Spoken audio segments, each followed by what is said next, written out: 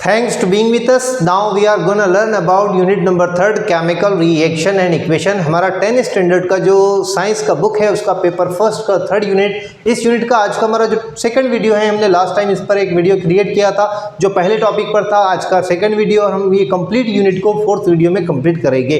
3rd video इंशाल्लाह आपको कल प्रोवाइड हो जाएगा।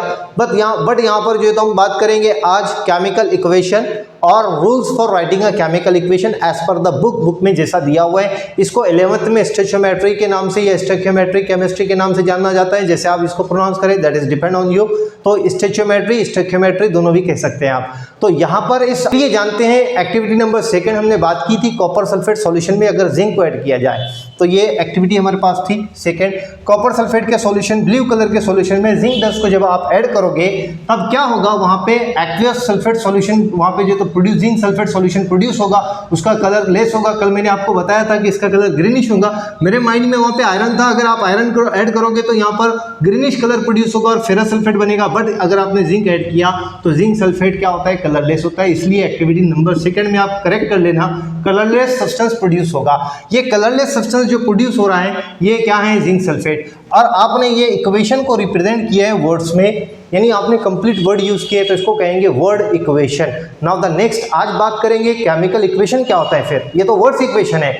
अगर आप यहाँ पर वर्ड्स इक्वेशन को कंडेंस्ड फॉर्म में यहाँ पर रिप्रेजेंट करते हो फॉर्मूले का यूज करके, तब उसको कहा जाता है केमिकल इक्वेशन। दोबारा से कह रहा हूँ, अगर आप यहाँ पर कंडेंस्ड फॉर्म में रिप्रेजेंटेशन शो करते हो फॉर्मूला यूज करके किसी केमिकल रिएक्शन को, तो उसको कहा जाता है केमिकल इक्वेशन। एग्जांपल देखेंगे इसी रिएक्शन की। यहाँ हमने कंडेंस्ड फॉर्मूला यूज किया, इसके लिए कॉपर सल्फेट के लिए यूज किया जाता है symbolic representation CuSO4। Aqueous that means ये एक्वियस सॉल्यूशन है। जिंक सॉलिड फॉर्म में डस्ट लेंगे, इसका जिंक सल्फेट प्रोड्यूस होगा, एक्वियस फॉर्म में रहेगा। Now the next copper. तो यहाँ पर वर्ड इक्वेशन को कंडेंस्ड फॉर्म में रिप्रेजेंट किया by using of chemical formula that is said to be a chemical equation.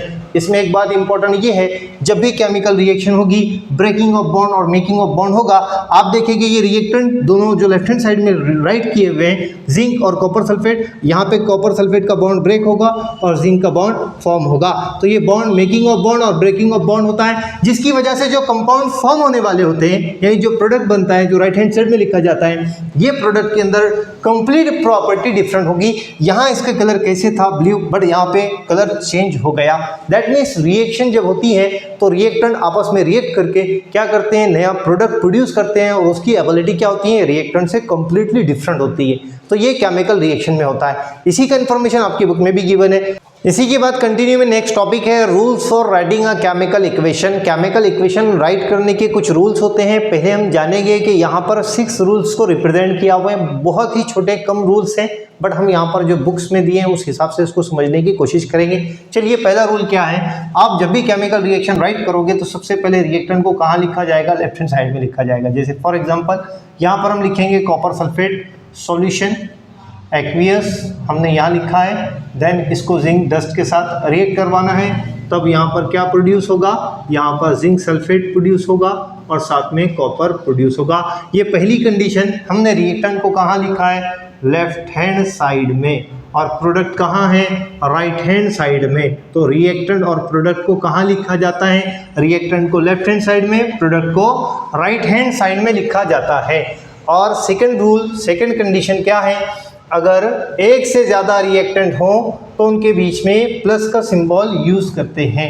That is the second point. तो यहाँ पर एक से ज़्यादा रिएक्टेंट था, इसलिए हमने बीच में प्लस का सिंबल यूज किया कि दोनों रिएक्टेंट रिएक्ट करेंगे, दैट मीन्स प्लस के सिंबल से रिप्रेजेंट करेंगे। और यहाँ पर जब प्रोडक्ट प्रोड्यूस होगा, अगर एक से ज़्यादा प्रोडक्ट बन रहे हैं जिनके फॉर्मूले डिफरेंट है तो उनके बीच में भी प्लस का सिंबल यूज किया जाएगा। ये सेकंड कंडीशन है। पहला कंडीशन रिएक्टेंट को लेफ्ट हैंड साइड लिखना है, प्रोडक्ट को राइट हैंड साइड लिखना है। सेकंड कंडीशन है प्लस सिंबल का यूज करना है अगर एक से ज़्यादा रिएक्टेंट है और एक से ज़्यादा प्रोडक्ट है तब। थर्ड कंडीशन में इंफॉर्मेशन अगर आपको ज़्यादा प्रोवाइड करनी है केमिकल रिएक्शन की, तब यहाँ पे रिएक्टेंट और प्रोडक्ट की स्टेट को रिप्रेजेंट करते हैं। जैसे यहाँ पर मैं एक एग्जांपल लिख रहा हूँ कैल्शियम कार्बोनेट की रिएक्शन का।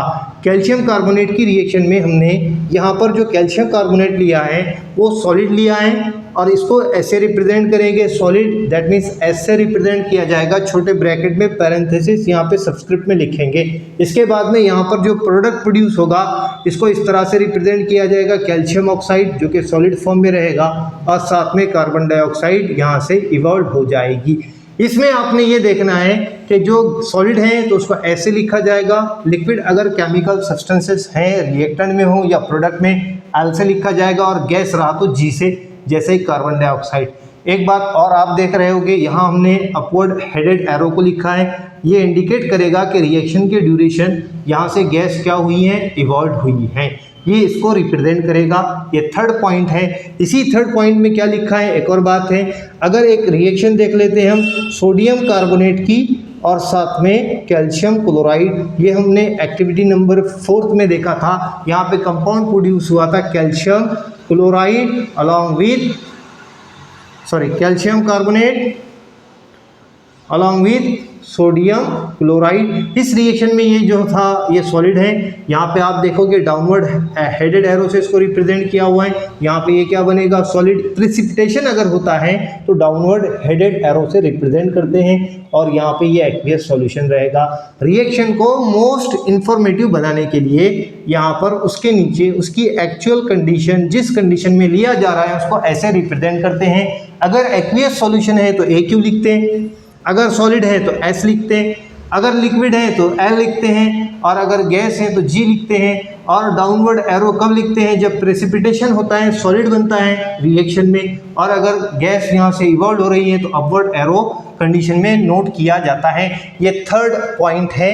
नाउ द नेक्स्ट, इसी में फोर्थ पॉइंट है, जब भी केमिकल रिएक्शन होती है तो वहाँ अगर हीट लगती है तो ये इस तरह के ट्रायंगल सिंबल का, छोटे ट्रायंगल सिंबल का यूज़ करते हैं। इससे पता चलेगा कि यहाँ पर हीट रिक्वायर्ड है।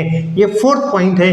अगर किसी केमिकल रिएक्शन में हीट लग रही है तो एरो पर डाउनवर्ड या अपवर्ड दोनों ही साइड में, ऊपर या नीचे दोनों ही जगह पे ऐसे ट्रायंगल को रिप्रेजेंट किया जाता है। ये फोर्थ पॉइंट है। और अगर केमिकल रिएक्शन से अगर हीट लिबरेट हो रही है, जैसे इस रिएक्शन में हीट निकलती है, तो यहाँ पर इसको ऐसे प्लस का सिंबल देकर हीट लिखा जाता है। इसकी अमाउंट भी डिस्क्राइब की जाती है, बट अभी हम यहाँ पे डिटेल में इतना ही जानेंगे जितना हमारे को सिलेबस में दिया हुआ है। तो ये इस तरह की कंडीशन है। ये फोर्थ वन पॉइंट है।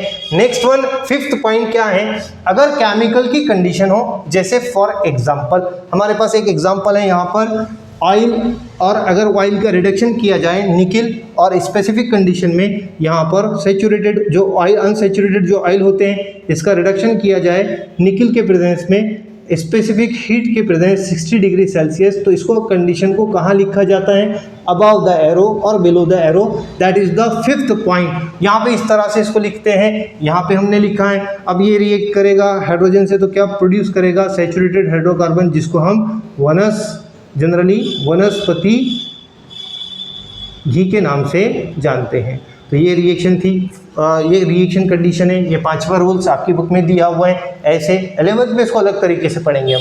इसका स्टोइचियोमेट्री में बहुत शॉर्ट ट्रिक है, उसमें वहाँ उस तरीके से समझेंगे, बट सिलेबस का पार्ट ऐसा है हमें, इसलिए हमको इसको इस तरह से स्टडी करना है। नेक्स्ट वन है name of reactant and product. तो अंदर 6 रूल में ये है कि आपको रिएक्टेंट और प्रोडक्ट के नीचे उसके नाम लिखना क्यों ज़रूरी होता है और कंडीशन लिखना क्यों ज़रूरी होता है। चलिए रिएक्शन के जरिए समझते हैं। यहाँ पर बताया हुआ है, कॉपर को अगर स्पेसिफिक नाइट्रिक एसिड के साथ, कॉन्सेंट्रेटेड नाइट्रिक एसिड के साथ ट्रीट किया जाए तो यहाँ पे cupric nitrate along with nitrogen dioxide gas produce होती है, साथ में वाटर। लेकिन अगर यही नाइट्रिक एसिड डाइल्यूट फॉर्म में कॉपर के साथ रिएक्ट करता है तो यहाँ पर जो गैस का डिफरेंस है, ये बनेगा नाइट्रोजन डाइऑक्साइड और ये नाइट्रिक ऑक्साइड प्रोड्यूस होगा। तो यहाँ पर कंफ्यूज होता है कि यहाँ पे भी नाइट्रोजन का ऑक्साइड है, ये भी नाइट्रोजन का ऑक्साइड है, तो नाम लिखने में ये प्रॉब्लम सॉल्व हो जाता है कि यहाँ पर ये कौन सा ऑक्साइड है, तो ये नाइट्रोजन डाइऑक्साइड है, ये डाइऑक्साइड प्रोड्यूस होगा। और यहाँ पर जो नीचे वाला कंपाउंड है ये नाइट्रोजन, ये नाइट्रिक ऑक्साइड है। तो ये यहाँ पर नाम लिखना इसलिए इंपॉर्टेंट होता है कि रिएक्टेंट और प्रोडक्ट के नीचे के इनके नाम लिख दे तो आपके जो डाउट रहेंगे वो क्लियरिफाई हो जाएगी। जैसे इस रिएक्शन में नाइट्रिक एसिड का कॉपर के साथ रिएक्शन करने पे डाइऑक्साइड प्रोड्यूस होता है, नाइट्रोजन डाइऑक्साइड। लेकिन वही नाइट्रिक एसिड जब कॉपर के साथ फर्दर रिएक्ट करता है डाइल्यूट कंडीशन में, तो कंडीशन लिखना और नाम लिखना इसलिए इंपॉर्टेंट होता है। एट द लास्ट एक एक्टिविटी है आपको, सिल्वर नाइट्रेट की रिएक्शन सोडियम क्लोराइड के साथ करने पर क्या होगा। चलिए देखते हैं इसको। इस एक्टिविटी में आपको क्या करना है, एक छोटी टेस्ट ट्यूब जो है उसमें आपको लेना है सिल्वर नाइट्रेट। सिल्वर नाइट्रेट जो है तो एक्वियस सॉल्यूशन लेना है, AgNO3 का एक्वियस सॉल्यूशन लेना है AQ, और आपको साथ में लेना है सोडियम क्लोराइड का एक्वियस सॉल्यूशन। जब आप दोनों को मिक्स करोगे, पहले उसका मिक्स करने से पहले वेट करना है। आपको स्क्रीन पर दिखाई दे रहा होगा 300 ग्राम 0.2 उस पर दिया हुआ है, इतना मास है। जब रिएक्ट करोगे तो वहां पर सॉलिड प्रोड्यूस होगा और वो सॉलिड होगा AgCl और अलॉन्ग विथ NaNO3, ये प्रोडक्ट वहां पर प्रोड्यूस होगा। AgCl क्या है, ये प्रेसिपिटेट है। तो इस रिएक्शन में आप देखोगे कि बीकर कोनिकल फ्लास्क में जो आपने NaCl लिया था, जब उसमें आपने यहाँ पर AgNO3 को मिक्स किया तो क्या होगा, AgCl प्रोडक्ट प्रोड्यूस होगा। और AgCl क्या है, सॉलिड प्रोडक्ट है। जब ये सॉलिड प्रोडक्ट प्रोड्यूस होगा तो वहां पर क्या होगा, प्रेसिपिटेशन। और प्रेसिपिटेशन के बाद आपको क्या करना है, फर्दर से वापस वेट करना है। तो आपको देखने मिलेगा कि रिएक्शन होने के बाद भी उसका वेट उतना ही है जितना पहले रिएक्टेंट का था। That means mass of reactant is equal to mass of product. जहां law of conservation of mass का भी कंसेप्ट क्लियर हो जाता है, जो कि एंटोनी लोएजर ने रिप्रेजेंट किया था। Mass of reactant is equal to mass of product. इस एक्टिविटी से आपको पता चला कि इस रिएक्शन में अगर आप यहाँ पे क्लोज कंटेनर में किसी रिएक्शन को परफॉर्म करते हो तब वहाँ पे क्या होगा, ये सॉलिड प्रोड्यूस होगा और साथ में ये एक्वियस सॉल्यूशन में प्रेजेंट रहेगा, जो आपको स्क्रीन पर दिखाई दे रहा है। जो छोटी टेस्ट ट्यूब थी हमने उसमें क्या लिया था, सिल्वर नाइट्रेट AgNO3, साथ में यहाँ पे सोडियम क्लोराइड हमने वो जो कोनिकल फ्लास्क है उसमें लिया, उसको यहाँ पे जो है तो रबर कॉर्क से बंद कर दिया। फिर हमने क्या किया, जो टेस्ट ट्यूब थी उसको थोड़ा स्लोली वहाँ पे जो तो मिक्स किया सोडियम क्लोराइड से। तब वहाँ पे क्या प्रोडक्ट प्रोड्यूस हुआ, सिल्वर क्लोराइड प्रोडक्ट प्रोड्यूस हुआ। सिल्वर क्लोराइड जो प्रोडक्ट प्रोड्यूस हुआ है वो क्या है, प्रेसिपिटेट है। इस तरह से ये रिएक्शन कंप्लीट हुई। इस रिएक्शन से आपको क्या समझ में आया कि अगर जब कभी यहाँ पर केमिकल रिएक्शन होती है तो रिएक्टेंट का मास और प्रोडक्ट का मास क्या होता है, यहाँ पर इक्वल होता है। और यहाँ पर जब केमिकल चेंज होते हैं तो कैरेक्टरिस्टिक्स चेंज हो जाते हैं। आप देख रहे हो कि दोनों भी एक्वियस सॉल्यूशन थी, उसमें क्या बन गया, सॉलिड। इसकी प्रॉपर्टी बिल्कुल अलग रहेगी इन रिएक्टेंट से। तो रिएक्टेंट को कहाँ लिखा जाता है, लेफ्ट हैंड साइड, और प्रोडक्ट को राइट हैंड साइड में लिखा जाता है। उसकी कंडीशन नीचे लिखी जाती है। एक से ज्यादा रिएक्टेंट हो तो प्लस का सिंबल यूज करते हैं। एरो पर कंडीशन ऑफ रिएक्शन को रिप्रेजेंट करते हैं। डाउनवर्ड एरो प्रेसिपिटेट को बताता है। अपवर्ड एरो यहाँ पे जो तो गैस इवोल्यूशन को शो करता है। So that is the topic. Expect करते हैं आपको टॉपिक क्लियरिफाई हुआ होगा। सो नेक्स्ट टॉपिक हमारा रहेगा chemical equation balancing, and the last रहेगा टाइप्स ऑफ केमिकल रिएक्शन। इस तरह से ही हमारा पूरा यूनिट कंप्लीट होगा। थैंक्स।